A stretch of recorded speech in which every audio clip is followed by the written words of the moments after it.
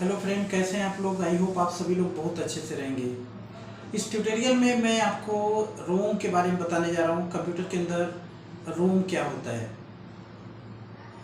रोम का पूरा नाम होता है रीड ओनली मेमोरी, और कंप्यूटर के अंदर इसका बहुत बड़ा रोल होता है।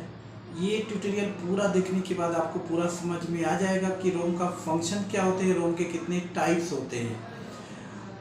बेसिकली रोम को केवल हम कंप्यूटर में नहीं यूज़ करते। रोम एक छोटा सा चिप होता है जिसके अंदर एक स्पेसिफिक प्रोग्राम किया गया होता है और उसी टास्क को परफॉर्म करता है। मतलब एक किसी भी टास्क को बार बार परफॉर्म करना हो तो उसके लिए हमारे पास दो ऑप्शन होते हैं, या तो हम माइक्रो प्रोसेसर को यूज़ करें या तो फिर हम रोम को यूज़ करें। अगर हम माइक्रो प्रोसेसर को यूज़ करेंगे किसी एक स्पेसिफिक टास्क के लिए, सपोज करिए हमारे पास एक रिमोट है और इस रिमोट में अगर हम माइक्रो प्रोसेसर लगाएंगे इसको ऑन करने के लिए, ऑफ करने के लिए, तो जितना हमारा ये इंस्ट्रूमेंट नहीं रहेगा उससे ज़्यादा इस रिमोट का प्राइस हो जाएगा। तो इसके लिए हमें सोचना पड़ेगा कि कम से कम खर्चे में कैसे हमारा काम स्पेसिफिक टास्क को परफॉर्म किया जा सके। तो उसी के लिए रोम होता है। रोम में एक आप प्रोग्राम कर देते हैं, जो भी स्पेसिफिक प्रोग्राम आप कर देते हैं उसी को बार बार वो रिपीट करता है। एग्जाम्पल के लिए आप ये रिमोट कंट्रोल हो गया, आप वॉशिंग मशीन में टाइमर जो होता है सेट होता है उसकी बात कर लीजिए। रेड सिग्नल होता है, जो ग्रीन सिग्नल होता है ट्रैफिक सिग्नल, वहाँ पे भी रोम चिप होता है।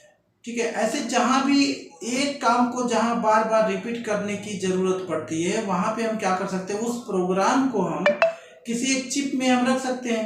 वो चिप सबसे बेटर क्या है, रोम है। तो रोम का हम केवल कंप्यूटर के अंदर नहीं, अलग अलग जगहों पे इसका यूज़ करते हैं। तो इस सेशन को पूरा देखने के बाद आपको पूरा डाउट क्लियर हो जाएगा, कितने टाइप्स का होता है, इनके अंदर क्या डिफरेंसेस होते हैं और इनका फंक्शन क्या है। चलिए शुरू करते हैं। सो गाइस, इस लेसन में हम पढ़ते हैं रोम के बारे में। What do mean by ROM? Read only memory. ROM जो होता है एक नॉन वोलेटाइल मेमोरी है। इसको रीड ओनली मेमोरी इसका पूरा नाम है। It is also known as firmware. Actually होता क्या है, रोम एक हार्डवेयर चिप है। ठीक है, रोम एक हार्डवेयर चिप है और इसके अंदर एक सॉफ्टवेयर प्रोग्राम रहता है, इंस्टॉल रहता है, उसको हम बोलते हैं BIOS, basic input output system. उसका दूसरा नाम फर्मवेयर भी है। ठीक है, जो रोम का फंक्शन होता है ये क्या होता है, पोस्ट बूटस्ट्रैप लोडर। अभी हम बात कर रहे हैं। also known as firmware, data stored in this memory can not be modify. मतलब ये नॉन वोलेटाइल है, चेंज नहीं होगा, नॉन वोलेटाइल मेमोरी है। ROM usually store the startup instruction. जब कंप्यूटर को हम टर्न ऑन करते हैं, जैसे पावर ऑन करते हैं, रोम के अंदर जो सॉफ्टवेयर है जिसको हम बायोस बोल रहे हैं, इसका फंक्शन काम करना शुरू कर देता है। सबसे पहला फंक्शन होता है post power on self test. ये क्या करता है, ये जाकर सारे हार्डवेयर डिवाइसेस को चेक करता है whether they are getting exact power और not. If they are not getting, any device are not getting exact power means it will send you error message, error fatal error और non fatal error. अगर सभी devices को power मिल रहा है तो वहाँ पे ये नेक्स्ट फंक्शन के लिए उसको दे देगा, नेक्स्ट फंक्शन करो, जिसको हम बूटस्ट्रैप लोडर या बायोस शेडोइंग बोलेंगे, राइट। तो जिसमें रिमेनिंग सारी हमारे हार्ड डिस्क की जो इन्फॉर्मेशन है वो धीरे धीरे करके रैम में लोड होना शुरू हो जाएगी, राइट। उसके बाद ही हमारा प्रोसेसर और रैम के बीच में कम्युनिकेशन होता है, फिर हमारा सारा फंक्शन और सब कुछ होता है, राइट। तो इनिशियली जो भी काम होता है वो सभी रोम के द्वारा ही होता है। रोम के अंदर फंक्शन जो है उसी के द्वारा होता है। तो बेसिकली 3 फंक्शन हम जानते हैं इसका, क्या, post power on self test, bootstrap loader and BIOS shadowing, right. और यहाँ पे 3 टाइप्स के हमारे रोम होते हैं, P ROM, E P Rome and E P ROM. सबसे पहले हम बात करते हैं P ROM, programmable read only memory. ये क्या होती है, ये मैन्युफैक्चरर होती है जब ये एम्प्टी रहती है, जब मैन्युफैक्चरिंग होती है, और इसके अंदर एक बार प्रोग्राम हो गया तो उसको इरेज नहीं कर सकते, can not be erase. Erase करना पॉसिबल नहीं है, राइट। तो इसलिए नॉर्मल डेस्कटॉप या लैपटॉप में ये रोम रहता है, बट ज़्यादातर जो हाई ग्रेड के कंप्यूटर हैं, चाहे वैसे जो टेक्नोलॉजी जहाँ पे रोम है वहाँ पे पी रोम ना होके ईपी रोम होता है, या तो ईपी रोम होता है। अब ईपी रोम क्या होता है? Erasable programmable read only memory है, जिसको क्या कर सकते हैं, इसके अंदर प्रोग्राम लिख सकते हैं, राइट, और इसको इरेज भी कर सकते हैं। लेकिन इरेज करना इतना इजी नहीं रहेगा। इसको इरेज करने के लिए हमें क्या चाहिए, अब एक टेक्नोलॉजी होता है जिसको बायोस फ्लैशिंग बोलते हैं, फ्लैश करना रहेगा। एक ये जो हमारा चिप है इसके ऊपर अल्ट्रा वायलेट रेस बीम हम डालते हैं, इसको ये हीट होती है तो इसके अंदर का डेटा जो भी है, जो भी सॉफ्टवेयर इंस्टॉल है वो क्या हो जाएगा, इरेज हो जाएगा, और फिर से हम दूसरा प्रोग्राम इसके अंदर लिख सकते हैं। तो बट ये सारे इस प्रक्रिया को हम क्या बोलते हैं, इसको हम बायोस फ्लैशिंग के नाम से जानते हैं।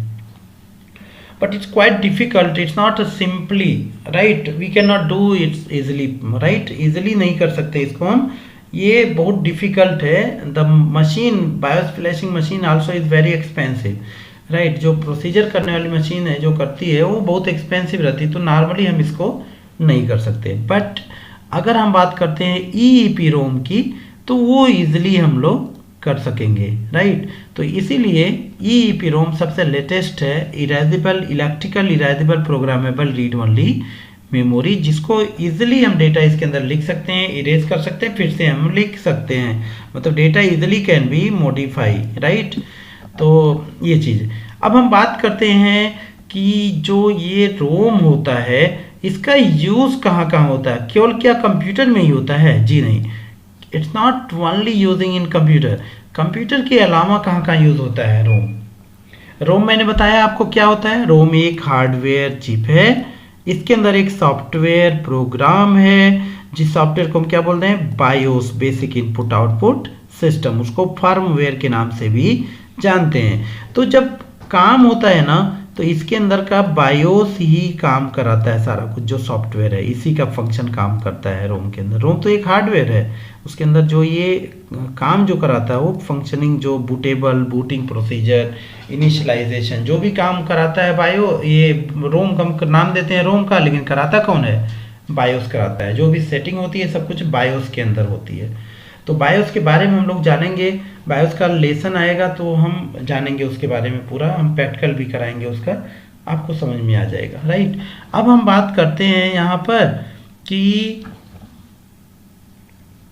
ये रोम का अदर प्लेसेस कहाँ कहाँ यूज़ है। आपके घर में वॉशिंग मशीन होगा, और वॉशिंग मशीन में टाइमर लगा रहता है, कितने मिनट तक ये कपड़ा ड्रेन होगा, और उसका टी टी आवाज़ करने लगता है, तो वहाँ पे भी रोम लगा हुआ है, ठीक है। रोम के अंदर प्रोग्राम किया गया है, सेट कर दिया गया कितने मिनट पे क्या काम करेगा, राइट।